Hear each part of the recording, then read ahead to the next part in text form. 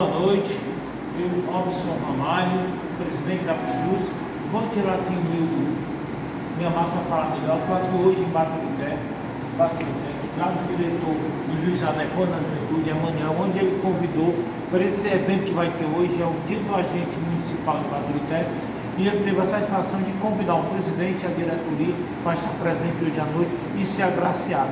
Emanuel, em nome de todos os agentes de proteção do Estado do Ceará, do Estado de Arlindo, eu agradeço todo o seu carinho que você tem pela associação e o carinho que você tem pelos agentes de proteção de Baturité, que todo mundo sabe disso. Boa noite a todos, boa noite àqueles que fazem o juizado em todo o estado do Ceará.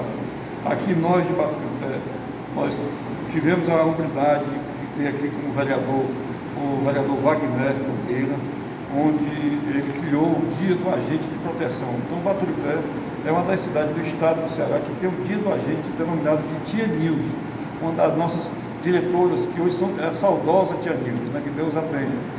E nós só temos, a agradecer à Pijus pelo seu belo trabalho que você vem fazendo em proteção a todos os agentes do estado do Ceará, e Baturité não é diferente, né? Então, esse é o segundo evento que nós estamos fazendo, convidamos as autoridades de Baturité, inclusive nós estamos aqui com o nosso diretor ali, né, presente, a juíza, o promotor de justiça, o delegado, major, todos o quadro de diretor de segurança pública de Baturité foram convidados.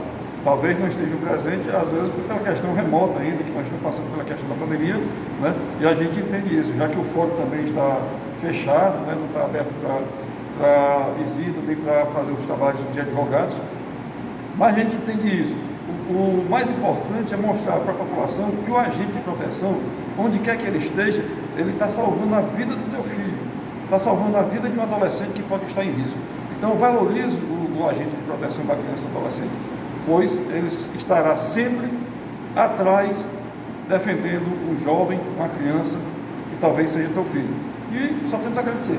A Pijus pelo trabalho. Em nome da Pijus, da diretoria, está aqui do meu lado o nosso querido vice-presidente, né, o da Silva, o Sérgio, secretário, o Danta, que é nosso diretor também. Então, só agradecer a você, em nome de todos os agentes de proteção do Estado do Ceará. Obrigado por estar aqui em Baturité para receber essa grande momento.